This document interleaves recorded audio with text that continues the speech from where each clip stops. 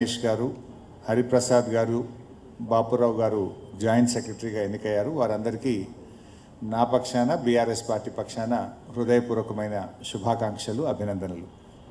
మీ నాయకత్వంలో ఇంకా జర్నలిస్టుల సంక్షేమం కోసం మీరు బాగా కృషి చేయాలని, అదేవిధంగా మీ ప్రయత్నానికి బీఆర్ఎస్ పార్టీ కూడా తప్పకుండా చేదోడు వాదోడుగా ఉంటుందని తెలియజేస్తూ wish you all the best. And నన్ను ఈరోజు బీఆర్ఎస్ పార్టీ పక్షాన ఈ మీట్ ద ప్రెస్కు ఆహ్వానించినందుకు మీ అందరికీ కృతజ్ఞతలు, ధన్యవాదాలు. మిత్రులు రమేష్ గారు జూబ్లీ హిల్స్ గురించి ఎన్నిక సందర్భంగా మాట్లాడమన్నారు. అయితే ఈరోజు ముఖ్యంగా ఈ రాష్ట్రంలో హాట్ టాపిక్ అయితే జూబ్లీ హిల్సే. మిత్రులు మాట్లాడుతూ ఎన్డీఏ ఏడాది పాలన, రాష్ట్ర ప్రభుత్వానికి కూడా 2 ఏళ్ల పాలన, దీని గురించి కూడా మాట్లాడమన్నారు. Of course both are linked with Jubilee Hills. ముఖ్యంగా జూబ్లీ హిల్స్ ఎన్నిక అనేటువంటిది 4 లక్షల మంది జూబ్లీ హిల్స్ ప్రజల భవిష్యత్తే కాదు, 4 కోట్ల ప్రజల భవిష్యత్తు. 4 కోట్ల మంది ప్రజలు కూడా ఈరోజు జూబ్లీ హిల్స్ వైపు చూస్తూ ఉన్నారు. ఈ అరాచక ప్రభుత్వానికి, గ్యారంటీలు ఎగ్గొట్టిన ఈ ప్రభుత్వానికి జూబ్లీ హిల్స్ ప్రజలు బుద్ధి చెప్పాలని, వీళ్ళు చెప్పేటువంటి తీర్పుతో రాష్ట్ర భవిష్యత్తు మరికి ఒక కొత్త దిశ ఏర్పడుతుందని చెప్పి ప్రజలందరూ కూడా జూబ్లీ హిల్స్ వైపు చూస్తూ ఉన్నారు. ముఖ్యంగా రేవంత్ పాలనలో ఏ ఒక్క వర్గం కూడా ఈరోజు హ్యాపీగా లేదు. అది కార్మికులైనా, పారిశ్రామికవేత్తలైనా, అది ఆటో డ్రైవర్లైనా, ట్యాక్సీ డ్రైవర్లైనా, చిరు వ్యాపారులైనా, అన్ని వర్గాలు కూడా ఈరోజు రేవంత్ పాలనలో ఇబ్బంది పడుతున్నటువంటి పరిస్థితి మనం చూస్తూ ఉన్నాం. అందువల్ల ఈరోజు ఈ రాష్ట్రంలో ఎవరైనా హ్యాపీగా ఉన్నారంటే 4 బ్రదర్స్ మాత్రమే హ్యాపీగా ఉన్నారు. 4 బ్రదర్స్ తప్ప 4 కోట్ల ప్రజల్లో ఇలా అసంతృప్తి ఉన్నది. ఇచ్చిన ఏ గ్యారంటీలు అమలు కాలేదు. ప్రజలకు ఇలా ఒక బ్లాక్మెయిల్ రాజకీయం రాష్ట్రంలో చూసినట్టయితే ఒక అరాచక ప్రభుత్వం రాజ్యం వెళ్తున్నటువంటి పరిస్థితి. ఈ అరాచకత్వానికి బుద్ధి చెప్పాల్సిన అవసరం ఉంది. 2 ఏళ్ల రేవంత్ పాలనలో జరిగిన అరాచకాలకు జూబ్లీ హిల్స్ ప్రజలు తీర్పు ఇవ్వబోతా ఉన్నారు.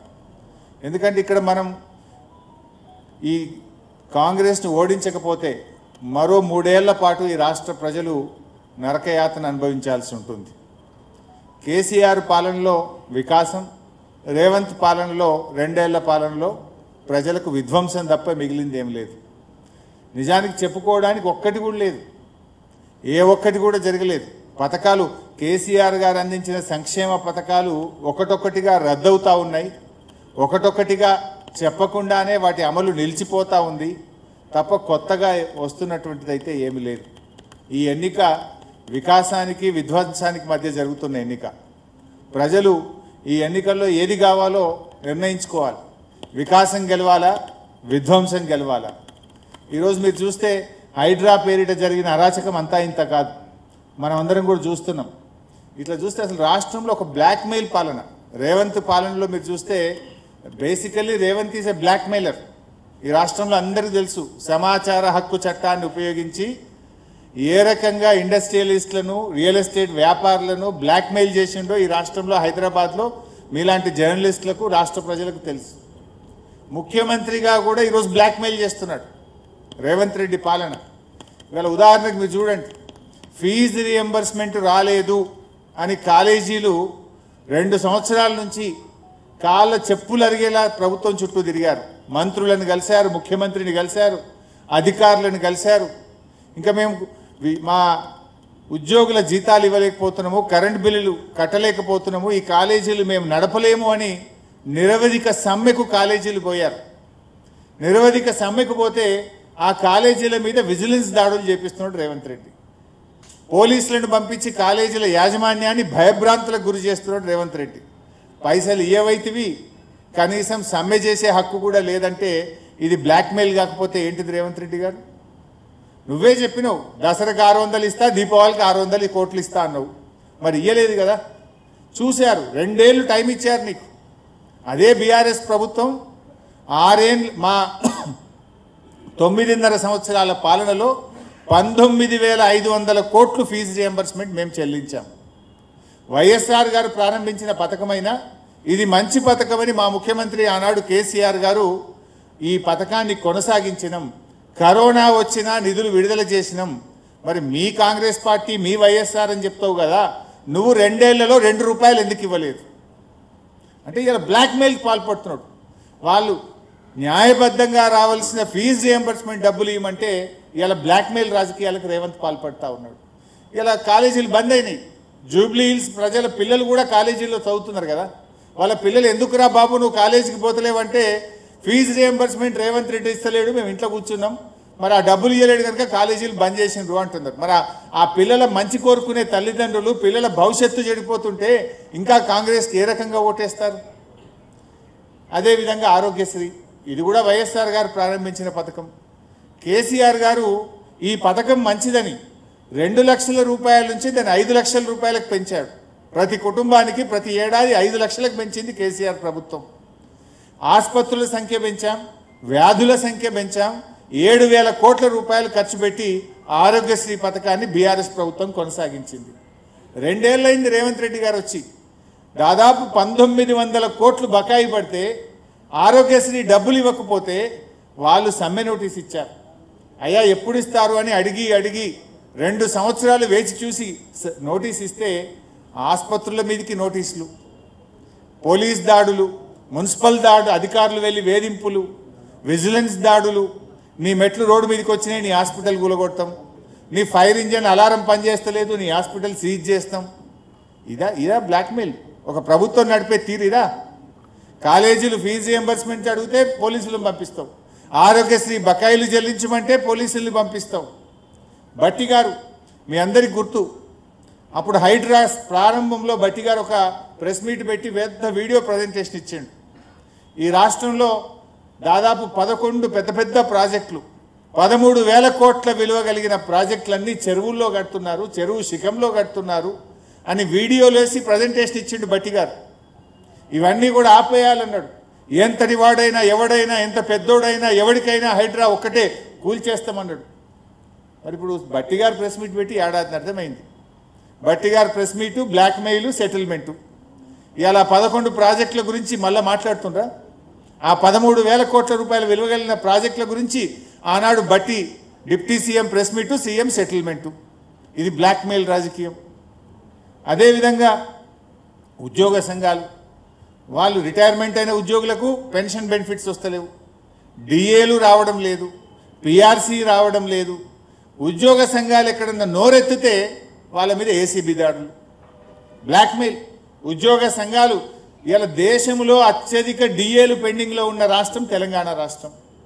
పిఆర్సీ ఎరియర్స్ చెల్లించని రాష్ట్రం తెలంగాణ రాష్ట్రం. రిటైర్డ్ ఉద్యోగులకు ఏళ్ల తరబడి వాళ్ళ బెనిఫిట్స్ ఇవ్వని రాష్ట్రం ఈ దేశంలో ఉందంటే అది రేవంత్ రెడ్డి రాష్ట్రం, మన పాలనలో ఉన్న తెలంగాణ రాష్ట్రం. ఈ రకంగా ఉద్యోగ సంఘాలు నోరెత్తితే ఏసీబీ దాడులు, బ్లాక్మెయిల్లు. అదేవిధంగా చివరికి ఇట్లా చెప్పుకుంటూ పోతే బ్లాక్మెయిల్ లిస్ట్ చాలా పెద్దది.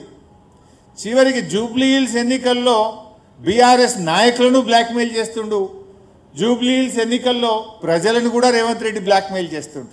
Is a blackmailer.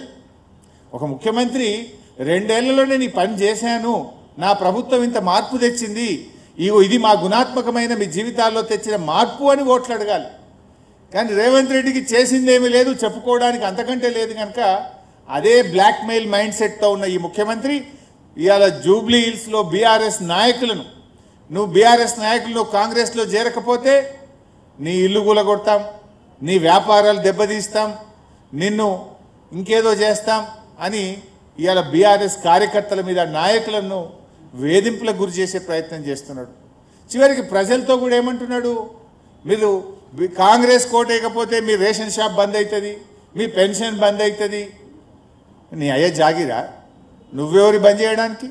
This is democracy. నీ ఇంట్లోకి వెళ్ళి ఇస్తున్నావా, నీ నాయన డబ్బులు ఇస్తున్నావా? ప్రజల సొమ్ము ప్రజలకు ఇస్తుంది, ఇది ప్రభుత్వం బాధ్యత.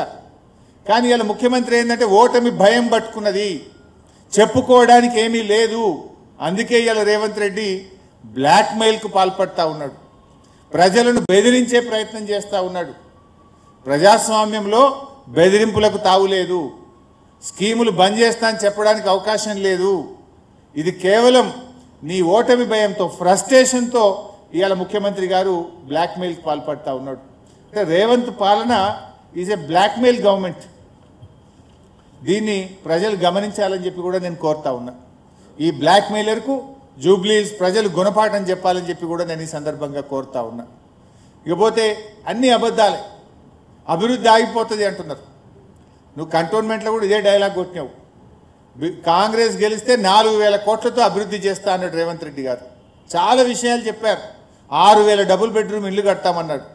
నేను రేవంత్ రెడ్డి సవాల్ చేస్తున్నా, ఆ రోజు కంటోన్మెంట్ ఎన్నికల్లో ఇదే హౌసింగ్ మంత్రి పొంగిలేటి గారు వెళ్ళి కాంగ్రెస్ గెలిస్తే 6,000 డబుల్ బెడ్రూమ్ ఇల్లు కడతామన్నారు. ఒక్క ఇల్లు కట్టారా కంటోన్మెంట్లో? ఎక్కడ కట్టారో చూపియండి, మేము రావడానికి సిద్ధంగా ఉన్నాం. కంటోన్మెంట్లో మీరు ఆ రోజు 23 కోట్లతో స్పోర్ట్స్ కాంప్లెక్స్ కడతామన్నారు. ఎక్కడ కట్టారో చెప్పండి, పోదాం చూద్దాం. స్పోర్ట్స్ కాంప్లెక్స్ ఎక్కడ కట్టినరో. రెగ్యులరైజేషన్ ఆఫ్ డిఫెన్స్ ల్యాండ్స్ అన్నారు. ఒక్కరికన్నా రెగ్యులరైజ్ చేసిండ్రా? పట్టా ఇచ్చిండ్రా? అంటే ఆనాడు అబద్ధాలు చెప్పి ప్రజలను మభ్యపెట్టి మీరు కంటోన్మెంట్లో గెలిచిండ్రు. కంటోన్మెంట్లో ఇవాళ పోయి చూస్తే అన్ని గుంతలు, ఎక్కడ చూసినా పాట్ హోల్స్ ఉన్నాయి. రాత్రిపూట పోతే వెలగని వీధి దీపాలు ఉన్నాయి. ఇంకింత చెడిపోయింది మీరు గెలిచిన తర్వాత. రోడ్లన్నీ గుంతలమయం, రాత్రిపూట వీధి దీపాలు వెలగని పరిస్థితి ఏర్పడ్డది. నువ్వు కంటోన్మెంట్లో ఇచ్చిన ఏ ఒక్క హామీ కూడా అమలు చేయలేదు.